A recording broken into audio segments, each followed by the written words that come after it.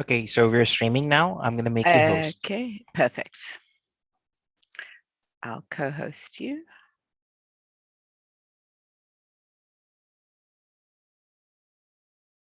Great. Let me just co-host you. There we go. Right. Welcome anybody who is watching the live stream. We should be starting in the next 2 minutes. I hope you will enjoy cooking with Grandma, and I hope you will have fun with all of us.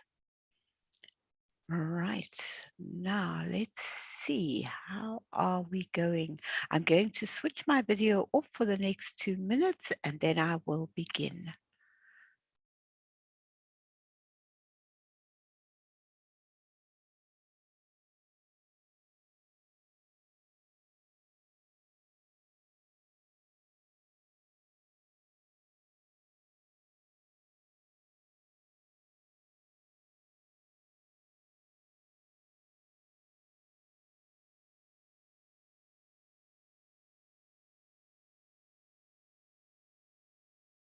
Mute.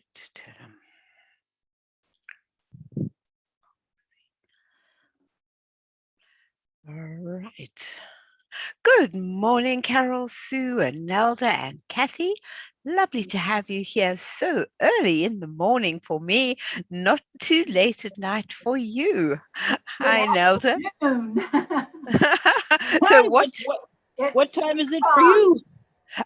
The time for me is 7 a.m. Bright and breezy. Very bright and breezy. Where are you, Nelda? Where do I find you? Texas, right. Okay, lovely. And Carol Sue? I'm in Connecticut. In Connecticut. And Kathy? Kathy has this. Right. Hi. Kansas City. Kansas City. Perfect. Yes. So we are now enjoying our time.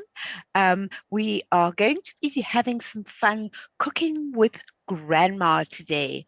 I'm hoping that there are going to be lots of interesting ways of doing some recipes and just some fun ideas of how to make children eat their food in a different way instead of our ordinary way. It does take a little bit of time, but often they do it themselves. So, and during that time, it's such a good time for you to be able to chat and talk. So, hi, Tony. Nice to have you in class. Hello, Lovely to have you back. Great. Likewise. Nice and breezy. What time is it for you, Tony? The time is now almost, I got 7:01, but who knows?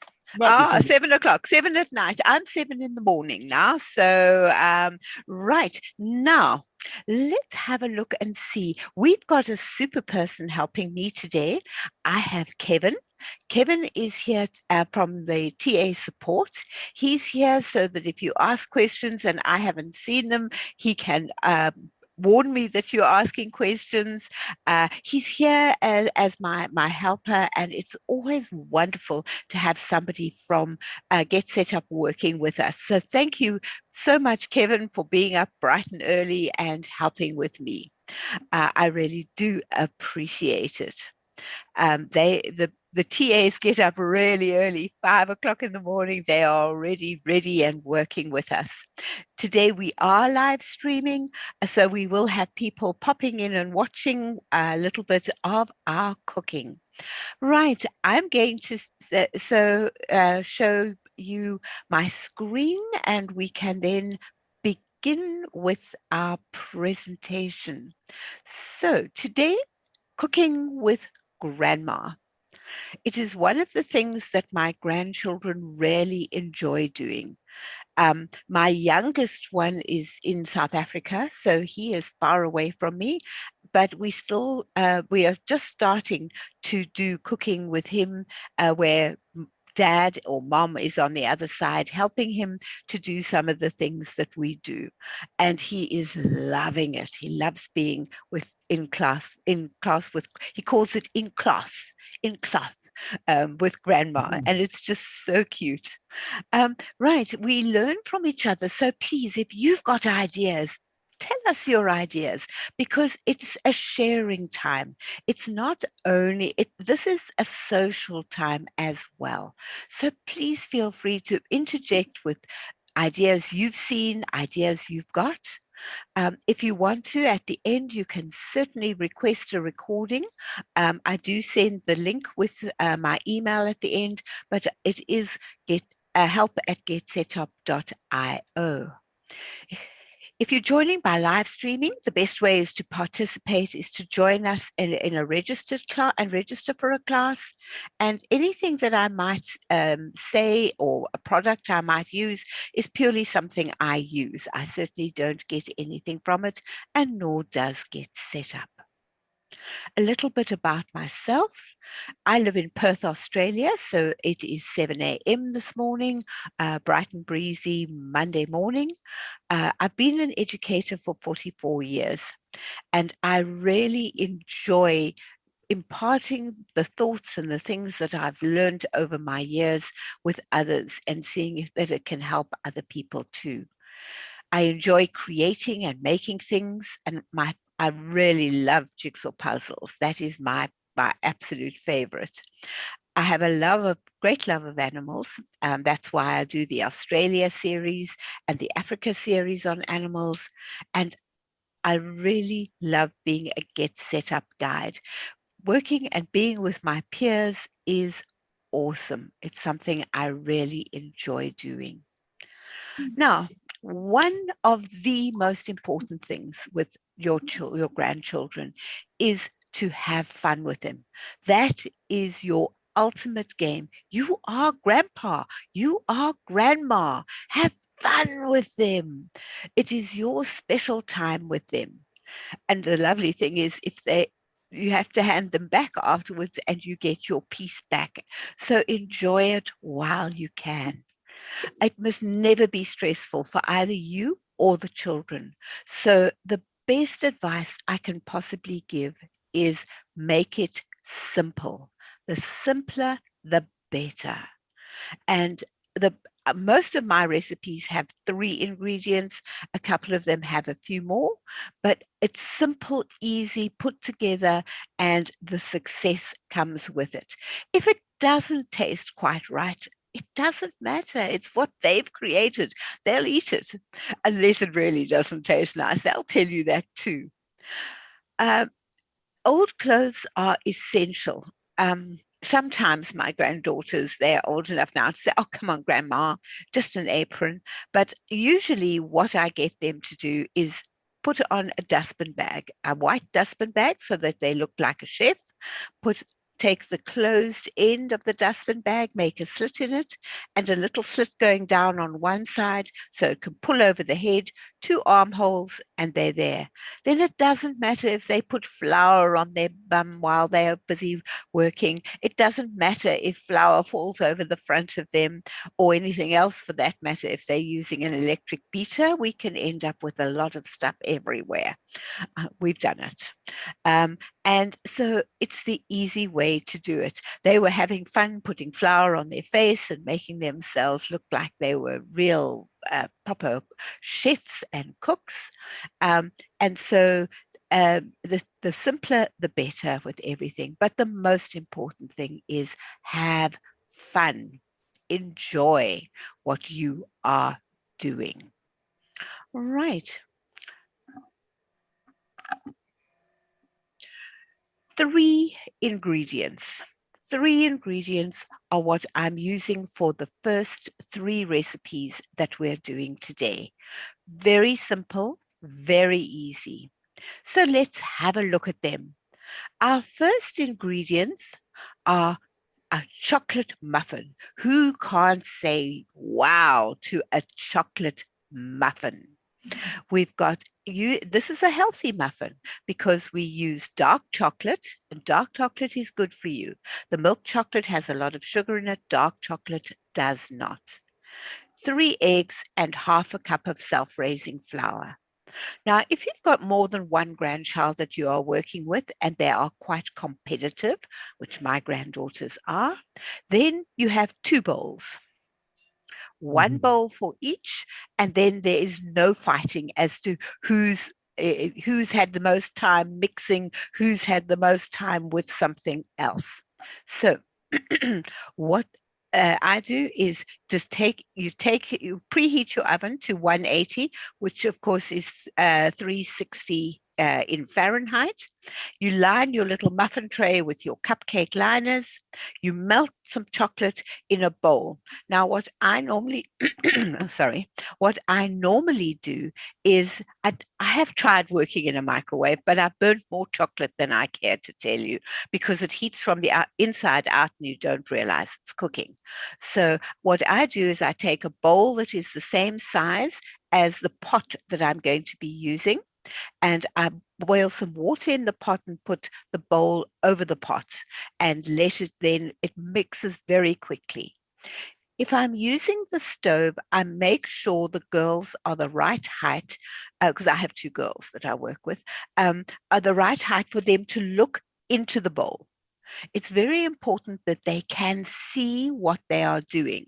So I've got little stools that stand on the ground. They've got rubber feet so they can't shift around, and they stand on those, and now they are the same height as myself, and they can look into the pots.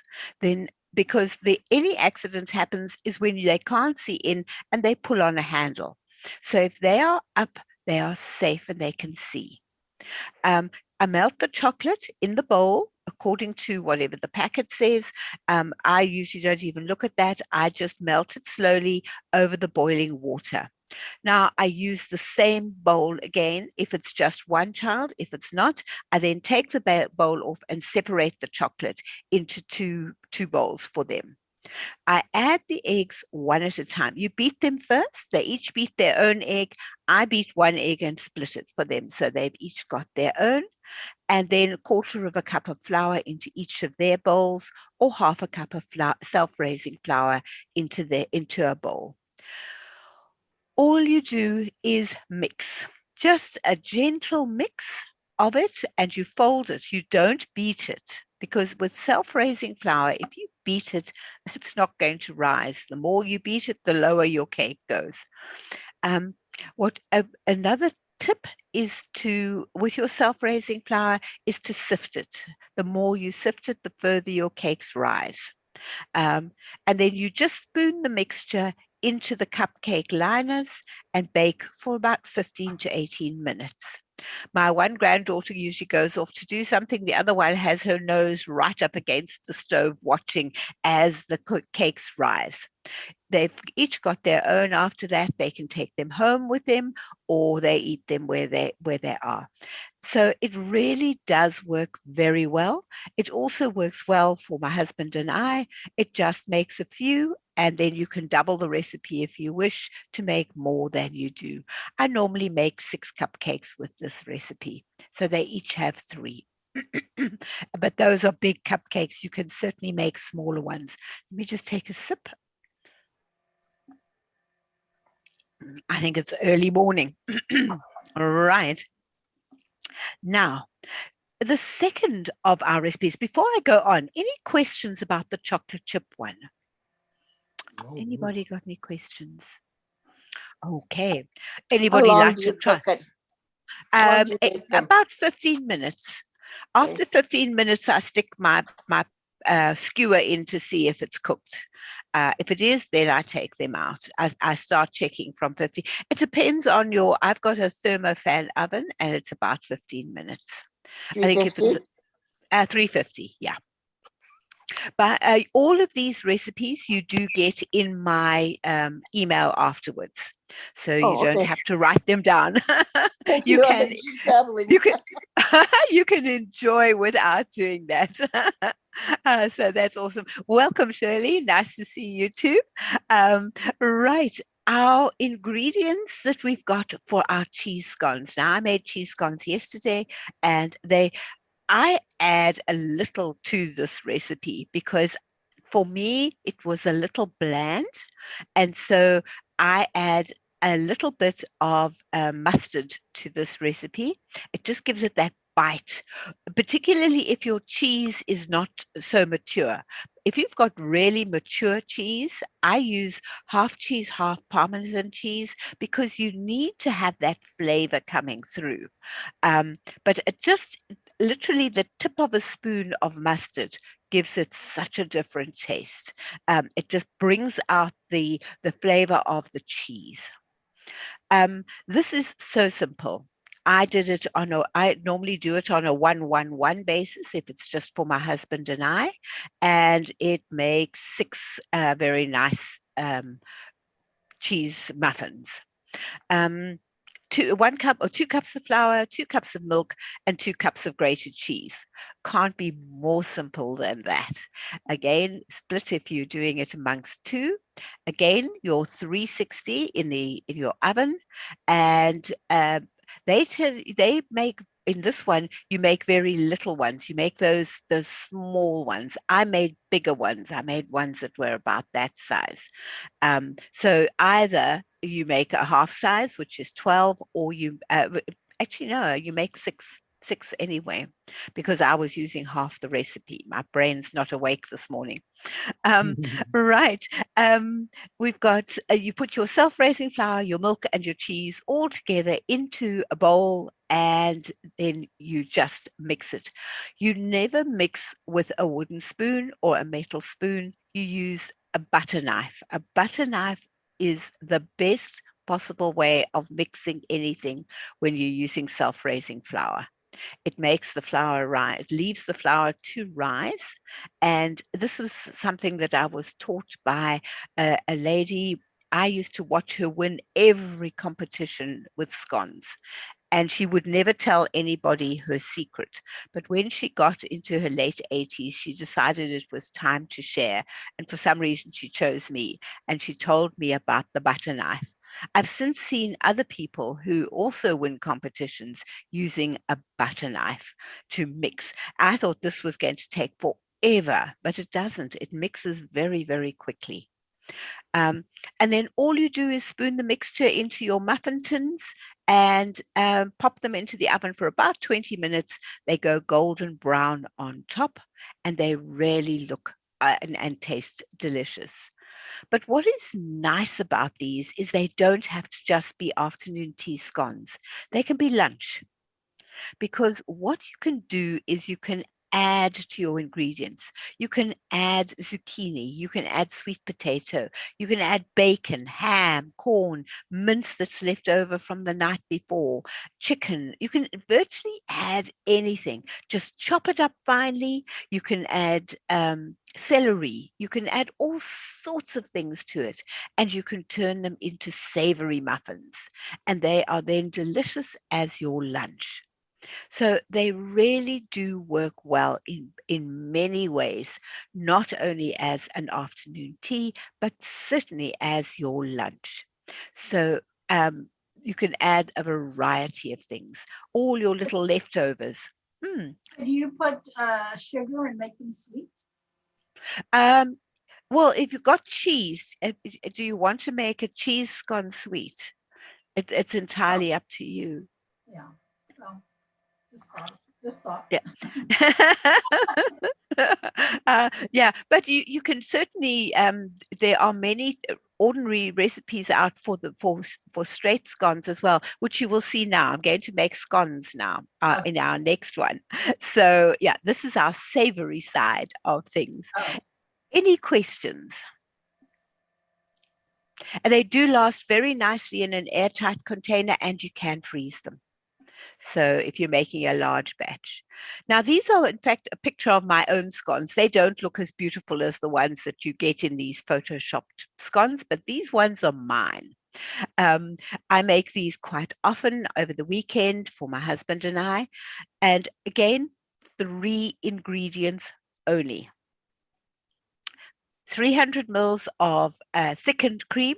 We get whipping cream and thickened cream and thick cream here in Australia. It's just the thicker cream of the two, not the whipping cream is a little thin, but the thickened cream is perfect. A cup of lemonade.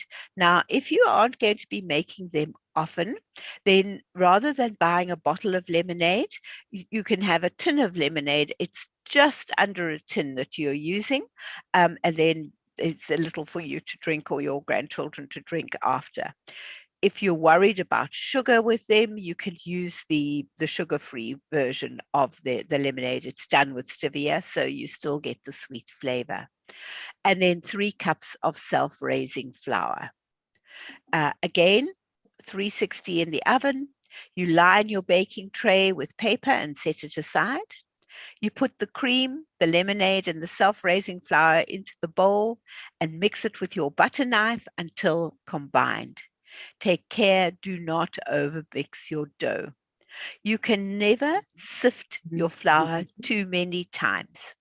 You can do it 3 times, 4 times, 5 times, 6 times. It really, the more you sift it, the lighter and more fluffy your scones are.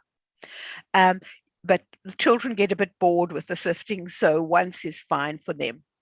You can put your scone dough onto a lightly floured surface, and then just cut your shapes as to what you want and put them on. I take all the little scraps that have been left and make them into a ball, and that is the cook's scone at the end. So it doesn't look like any of the other scones that are there.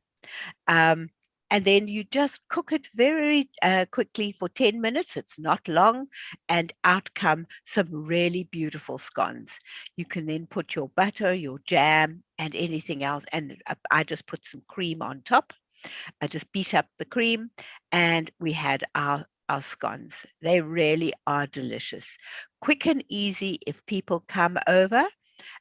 If you've just got a few cans of lemonade in the cupboard, you can make it every time. Any questions? Nelda, will that help you with your sweet scones? Good. Excellent. Right. Now let's have a look. Just between our cooking, let's play with our food. Food art. The children love to do food art. We do a lot of this with our snacks that I do with the children, but these ones are extras and different ones that we do. The children can choose from different fruits and then design their own. If they are little, a fish is easy to do, and all he does or she does is cut it into a triangle shape, add a little tail, put either a blackberry or even a grape on as the eyes, and they've got their fish. So you can do it from different ages, can have different things. The older children will obviously choose to try and make more interesting ones. The balloon at the bottom is made with oranges and apples. You've got your we call it a nachi mandarin. Mandarins can be turned into a fish, half as the body, the rest as the tail. Very simple, very easy to do. Your giraffe is a banana with a few pieces of dried fruit on him, and that can be made into your food. Your older children love to create some really beautiful animals, and any creature that doesn't work out, it doesn't matter, it's a monster creature. But do be careful if they have made an animal. If you're not sure which animal it is, don't make the mistake of saying, "Oh, I love your cat," and it's a dog. So the best way to get around that is to say, now, can you tell me what sound does your animal make? Or where do I find this animal? And you ask them a few questions about their animal. They're always very quick to tell you. And that then tells you what the animal is. And then you say, "Wow, what a wonderful dog you've made." And they are happy because you've recognized their dog and you've saved the day, because there's nothing worse than them having to say, "But Granny, it's not that, it's something else." Your sheep is made of a rice cake with banana on it and some blackberries on top, a few pieces of celery around the base, and I'm not quite sure what the fence is made of. I think it's made out of just chocolate, little chocolate fingers have made it. And your orange is your sun. But the sky's the limit as to what you can make. What do you think of the food art? Anybody got anything to say? Tony, what do you think? It's Oh, something Shirley. very, very different. Very different, and they'll eat it. There's just one thing. I have a rule, and that rule cannot be broken. Whatever you pick up with your fingers, you eat. So if you've chosen to put it on your plate, you eat it. That's the rule. So they can't choose things and then say, I don't eat that. No. If it's on your plate, you eat it, you chose it. Shirley, you were going to say something? It's cute for little kids. The bigger kids my grandkids are 18 and 21 now. They've grown fast, but they don't, I don't think it would work with them. No, they're probably too old. Although, surprisingly enough, if you've got instead of giving them fruit salad, and you say to them, come on, you're creative, make a picture for me today, they actually would enjoy it, surprisingly enough. I even had fun trying to put together some different ones, just trying to come up with the creative ideas. Who can make the most creative idea with these fruits that we have on the table today? And at first they'll look and go, oh, grandma. And then they'll kind of put something and they go, oh, yeah, that's quite fun. And then they'll start doing something. And then it becomes a, oh, yeah, this is not too bad kind of thing. But yes, it certainly is for the younger children to get them to eat. Now we're going on to the no-bake creations. Our no-bake things they will be cooked on top of the stove, but not in the oven. The first one is something that I've had since I was a child. It was one of my favorites that my mum did with me 100 years ago, and that was your marshmallow treat. Your marshmallow treat is done with your rice bubbles and butter, Rice Krispies, butter, and miniature marshmallows, the baby ones. But if you can't get miniature marshmallows, don't panic. I just cut up the big ones. The only reason they say miniature ones is because they melt easily. But if you cut up big ones, they melt just as easily. So don't be put off by the fact that maybe you don't have the right size marshmallows. I go from the giant marshmallows to the medium ones to the baby ones, whatever I can find at a particular time. So you melt the butter in a large saucepan over a heat, and then you add the marshmallows and stir them in until they're melted and well blended. It starts getting a bit stringy and interesting as it goes. Then once they've blended, you just cook for a little bit longer, just so that, and you stir all the time. If you don't stir all the time, then it can be a problem. But they enjoy their stirring. Take it off the heat. You add your Rice Krispies, and then you just turn it upside down onto whichever size container you want. If you want deep ones, you use a deep container. If you want flatter ones, I usually use a baking tray, and I only make thin ones so that they just get thin ones to eat at a time instead of the thick ones. And then you just cut, once it's starting to get firm, you then cut them up into the squares or shapes that you want. Put them in a container and they last for quite some time. I have a jar here called Grandma's Jar, and it's always got something in it. Sometimes if I haven't cooked or baked, then it's got some bought biscuits, but Grandma's Jar always has biscuits in it for the grandchildren. As they kind of greet you on their way in to go to the morning, Grandma, nice to see you. Can I have a cookie? And they're already halfway down the passage, heading for the kitchen for the cookie jar. Then they'll come back and have a chat and a hug. We've got any questions on the marshmallows? Nice and easy. How many of you had it when you were young? Yes, Shirley. Call them That- Rice Krispie squares. Rice Krispie squares. Yeah. No, they were always a favorite. They were a big hit in no matter where. My boys loved it. Now my grandchildren love it, and I'm sure they'll pass on to their grandchildren. So it's a lifelong recipe, this one. Right, now we've got granola snacks. These are healthy snacks. You've got 2 cups of quick cooking oats, 2.5 cups of Rice Krispie cereal, some raisins, brown sugar. If you don't want to use brown sugar, you can replace it with stevia baking sugar. And then corn syrup, you can use Canadian maple syrup as well, which is healthy. And then 1/2 cup of crunchy peanut butter. Now, if you know that these cookies are going to go to school or are going to go somewhere where someone has a peanut allergy, don't use peanuts.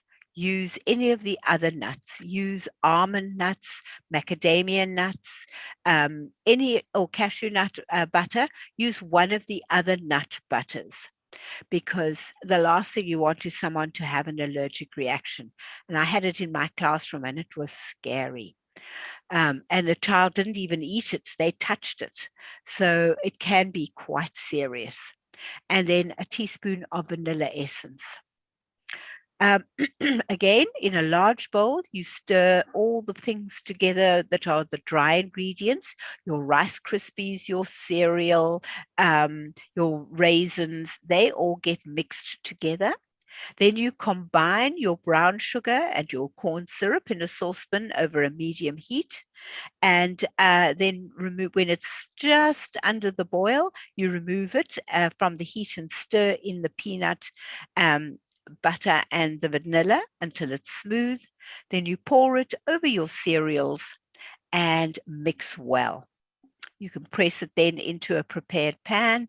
As it starts to set, then you can start cutting it up. If you want to, you can also add some mixed nuts which you have ground. They also make it into a really nice, doesn't have to be finely ground, it makes it into a really nice tasting bar. So that is a super one to use and do. Any questions?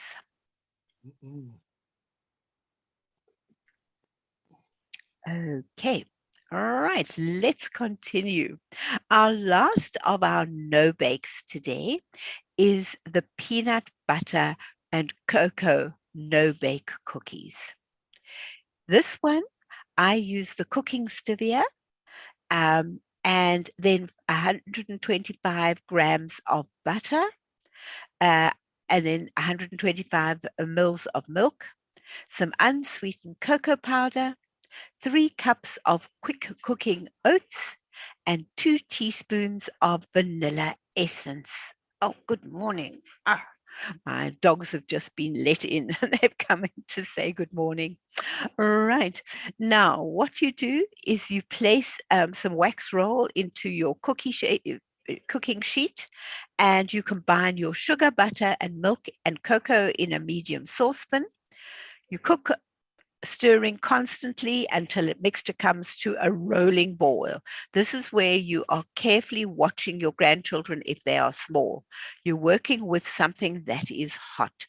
So always be careful, always be on the watch when you are working at that particular time when it's starting to get really hot. Then you take it off the heat and you cool it for a minute. And then you add your peanut butter and stir it to blend it. And then you can add everything else.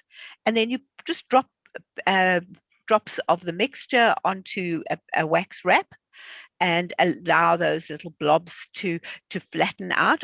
Or what I do is I actually make it flat on the baking sheet. I spread it on the baking sheet. I then take my cookie cutter and cut the shapes that I want. And then the extra pieces just become crumble. I break the extra pieces up and put them in the jar as well. So if somebody only wants a little piece, then they have just a little piece that's been left over and they've got their shapes. They can also decorate the shapes if they want to. And the sky's the limit with your shapes. Whatever shapes you've got, particularly if you're using the Play-Doh shapes, there are plenty of shapes there that they can use to cut the different shapes of what they are eating and having. Any questions? I add coconut to that mixture as well. Oh, that's a good idea. Yes, coconut would be very nice with that. I like that. That's a lovely choice to add. You could add some raisins or currants to it too. Yes, certainly. Yeah, now you see, now everybody's coming up with ideas. That's excellent. Yes, certainly you can do that. So that makes all the difference in the world when people come up with ideas and you think, oh, yeah. Oh, and I like this. Let's add that. And you can always see if it doesn't work, well, then you go back to the drawing board and you can find out what you are doing. Anybody got anything else that they like to do or use? We call them haystacks. Haystacks. What They a look lovely like a little haystack. They do. When you leave them in the ball, they certainly look like a haystack. Definitely. Lovely. There are just so many things you can do with your basic ingredient and then add to those basics. And that's the fun of cooking, because you start with an initial idea and think, that doesn't taste quite right. I think I'll add this, or I think I'll add that to it. And you go from there. Now, fun with snacks, some food art again. Using your vegetables and sometimes the ones that they're not so keen with, by making them into an animal or an insect, suddenly these things have a great interest. You can use your celery as your base. My one granddaughter loves celery. She'll eat celery till if the cows come home, while the other one is not that keen. But when she makes her animals, and she's 12, then she'll eat her celery very happily because she's created this. And here you're using little tomatoes, you're using some sweet, some savory. You've got your strawberries in there. As a thought, you're using cucumbers, you're using some of your berries. So you've got a really good variety of things that go into it. And you've got the sky's the limit as they start creating. Sometimes they say, I haven't got a single idea. Then you can flash them a picture. Just say to them, here's some thoughts, and then you take it away. So they've just got an initial idea. Yes, Hiroko.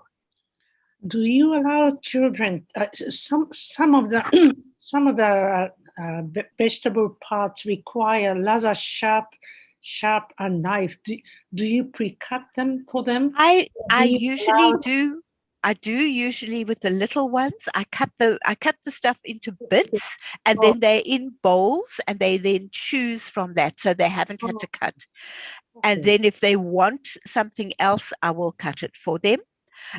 Once they get to 9 or 10, then I start letting them use the knife, but under my supervision. My eyes are there all the time watching when they're doing it. But yes, no, I pre-cut and put into bowls, and then they've got their choices. Thank you. But the snails are very cute. Those are made with a little sausage, and you can either roll cheese, or you can roll some bread, but I prefer to roll cheese up and put it on there, and then into the cheese, on the cheese, I put a little bit of mild mustard, or sometimes I'll put a mixture of mustard and tomato sauce. They can then put it on, and it makes the shell color of the roll change color. and that's great fun. My granddaughter put peanut butter on it the one time, and she said it was delicious. She wanted to do that. You can put Marmite on it. It also tastes delicious. So they can come up with what they would like to put on. But again, my rule goes, what you make, you eat. So the first time they made some horrific things, and they were horrified that I made them eat it. But after that, I never had a problem. They choose what they're going to eat because they know they've got to eat it. And so then away we went. So I don't have that problem anymore. But really, they love creating animals and insects and things like that. And the older ones like creating it for their friends. Their friends are amazed at what they've got. Surely your older ones would enjoy this. If they've served that up when their friends came over, it would be a talking point. Wow, how does this look? Way to go. Look what you made. This is so interesting. And then you'll find that their friends will actually go home and start creating as well. So these are just some ideas. Simple for little ones, a wedge of cheese on a biscuit with two little half carrots, anything you want to put as the ears. And they've got, and you can, if it's very tiny, you can use a non-toxic marking pen. I've got a series of those, or I've also got food coloring, but it's like it's a gel, and I can then just put a dot of eye onto the things as well. But I usually use the food coloring, or unfortunately, a peppercorn works beautifully, but I do warn them to take the peppercorn off before they eat. That's the one thing they don't have to eat, is the peppercorn. But those make wonderful noses and eyes as well. But if you can't find anything, then the pen comes out. But I prefer not to use it, but there's nothing wrong with it. It's non-toxic, doesn't harm. Yes, Shirley. So on your tray in the middle, you've got a red head and 3 little orange rolls. What's that? That is the little baby cherry tomatoes. You can get the yellow ones. The yellow ones and the red ones. Mm-hmm. Yeah. Just working with cherry. And to put it on, you can put mayonnaise that then holds it on or cream cheese is even better, because cream cheese and celery is wonderful, tastes delicious. And that is then what holds all the other things on. So that works really well. Are you going to send us pictures? I will add those pictures if you would like. Yeah, no problem. I'll add those pictures to what we've. I was only sending the recipes, but I'll send the pictures as well with pleasure. No problem. Easy to do. Right. Now, biscuit icing. This is a sweet treat, but you can use stevia sugar if you are worried about the sugar intake. Creating creatures, creating different ideas. You can have different themes. For instance, the koalas go down so well in Australia, obviously, because koalas are one of our animals here. And I really love my koalas. When I was in Africa, elephants were my absolute favorite, but you don't get elephants in Australia, but you do get koalas and kangas. So I love my little koalas. I think they are absolutely gorgeous, and the children love to make koala biscuits. You can also use any different shape biscuit to make different things. You can choose themes. You can get them to make insects. You can get them to make people's faces. You can get them to make animal faces. The sky's the limit as to what you can make with them. You can also do the old party favorite, which was when I was a kid, when my children were children. Now they've got their own children, using a cone from an ice cream, using your icing on that, filling it either with a small gift, a little funny thing to put inside it, or putting some sweets inside it and turning it into a clown. Those were always party favorites when they went home after a party. But let them just experiment and play. Making monsters is the greatest for little ones, to create their own monster. And oh, it's got wiggly legs and it's got things coming out of its head, and they use Smarties and they use sprinkles and they use anything and everything that you are prepared to put out. I only put a little out in a bowl, and when that's finished, if they still needed to do some more, I will add to it. Because if I give them the sprinkle pot is finished in seconds, and more of the sprinkles on the floor than it is anywhere else. So just an idea, put out a little at a time. They can then ask for more. Marshmallows can be used on there for the lips of the people. Smarties, M&Ms, anything can be used to create these people, creatures, animals, insects, and so on. Any questions?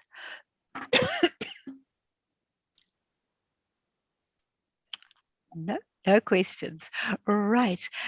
We are now almost at the end of our what the ideas that I have. Have they helped anybody to come up with ideas? Did anybody learn anything new? Nelda's nodding her head. Great. Excellent. Any questions, any thoughts, any ideas? That's always the important one. It'd be cute for baby showers or wedding showers. Oh yes, definitely. Definitely. Can be used for all sorts of things. Definitely. All right. Now, last thing, fruity ideas. We have just some more art as such, making a crab out of your apple. Give them an apple, give them a not too sharp knife, and let them get creative. Making cars with their little wheels out of grapes. Wonderful. Instead of giving them a fruit salad, give them pieces of fruit, and they can create those pieces of fruit into something. My feel is I cheated. I used pipe cleaners because I couldn't think of any fruit that was able to turn into whatever shape I wanted. So in that one is a little bit of a cheat. You can get them to do a scene, a beach scene, or you can have a theme under the sea or at the sea, and they can create anything that they would find at the sea. If you can take your banana and just put a nice covering on your banana, just give your banana some nut butter, and then anything can be added. With that one, if you've got more than one person that's with you, let them create two bananas slice your banana, create 2 bananas with different things on it, and then cut it into little segments, and you share what you have made. And everybody gets to taste what the other one has made. And they can say, oh, that was the best taste. That was the worst taste. That was the funniest taste. That was a combination I never thought of. And so you get an interaction. And that's what you are looking for. You're looking for them interacting and you interacting in a non-violent and non-confrontative way, because the little ones can get quite confrontative with each other. So this way, everybody gets to taste and make their own comments about the different ones. Thumbs up, thumbs down, thumbs up and down. It's kind of okay. So you get to do things like that. Right, that is the end of our presentation. If you've got any more ideas, please let us know. If there's anything else you would like to see, also tell us what we can do to make it even better for you. Any new ideas you would like.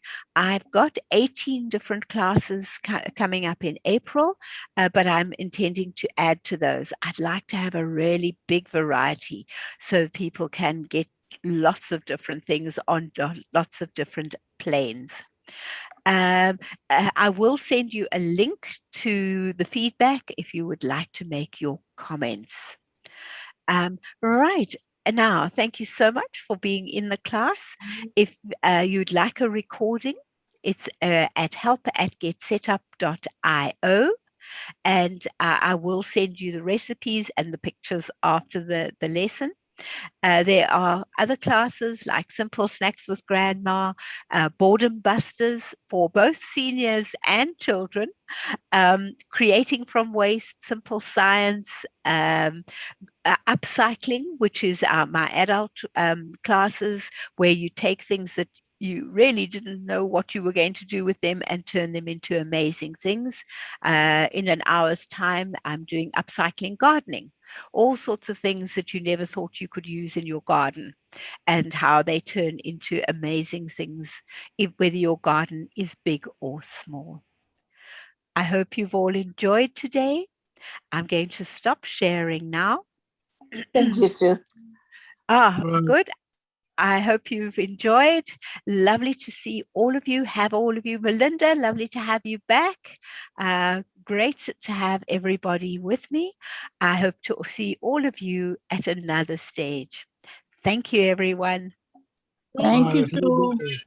Pleasure. Thank you. Bye. Bye.